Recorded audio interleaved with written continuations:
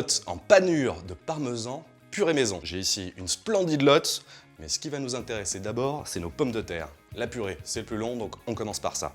Alors j'ai choisi pour cette purée des pommes de terre Excellency, idéales pour les frites, mais en purée, elles vont vous étonner. Leur chair est onctueuse et crémeuse à souhait.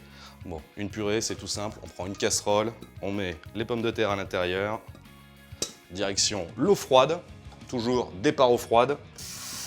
Donc je vais recouvrir mes pommes de terre avec de l'eau froide. N'oublie pas de saler avec du gros sel. Bon, pour le temps de cuisson, ça va être très simple, ça va dépendre de la taille de vos pommes de terre. En fait, l'indicateur idéal, c'est la pointe de votre couteau. Vous allez piquer vos pommes de terre, quand elles vont glisser toutes seules le long du couteau, c'est cuit. Bon, le test du couteau. J'essaye de piquer. Hop là, et non, elle retombe. Celle-là, hop! Donc on est bon en cuisson. Direction la planche. Je vais peler mes pommes de terre et je vais les peler à chaud. Alors pourquoi à chaud? Simplement parce que voilà, ça se voit.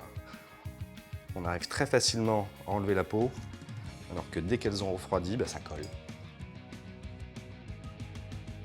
Et donc je remets tout ça dans ma casserole, je mets le feu plutôt doux, et là, huile de coude, une fourchette, et on écrase.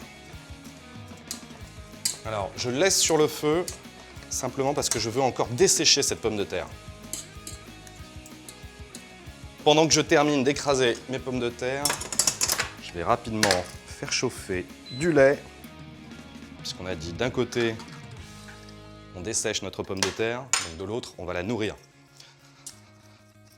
Alors pourquoi je fais chauffer mon lait? C'est simplement parce que je veux qu'il soit à peu près à la même température que mes pommes de terre. Ça, super important. Si vous voulez éviter d'avoir une purée qui devient un peu caoutchouc, chewing-gum, il faut que le lait soit chaud. Bon, moi j'aime bien quand il reste encore des morceaux de pommes de terre, un petit côté un peu paysan. Donc moi je vais m'arrêter là. Bon, on le voit, il y a de la vapeur d'eau, donc elle s'assèche effectivement. Donc je vais le verser petit à petit. J'en verse un petit peu. Je l'incorpore doucement. Alors, généralement, la purée, c'est lait et beurre. Bon, là, avec notre lotte en panure de parmesan, on navigue plutôt du côté de l'Italie. Donc, je vais remplacer le beurre par de l'huile d'olive. Toujours en filet. Allez, on mélange. Ma purée est au chaud, feu très doux. On va pouvoir maintenant s'intéresser à notre lotte. Bon, là, j'ai une splendide queue de lotte. Mais pour cette recette, vous allez demander à votre gentil poissonnier de vous détailler des pavés d'à peu près 150 grammes. En fait, c'est simple, il va les dégager autour de l'arête et puis surtout, il va bien enlever toutes les peaux. Je vais mettre devant moi 3 assiettes. Dans la première, je mets de la farine. Dans la seconde, un blanc d'œuf. Je vais faire un tout petit truc avec ce blanc d'œuf. Je vais très légèrement le fouetter, que ça adhère plus facilement à mon poisson.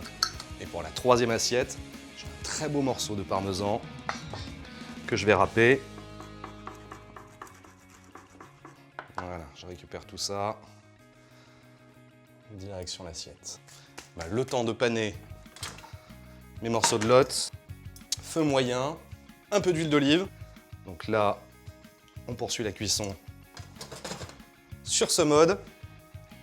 Et pendant ce temps-là, je vais saler les 2 faces de mon poisson, les poivrer. Et maintenant, panure. Donc je commence par la farine. J'enrobe bien mon poisson de farine. Direction le blanc d'œuf. Et je finis, pour que ça adhère bien, par faire ma coupe de parmesan. 2 pavés de lotte.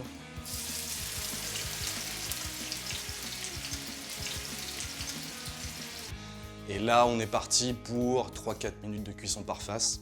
En fait, c'est la couleur de la croûte de parmesan qui vous indiquera la cuisson idéale.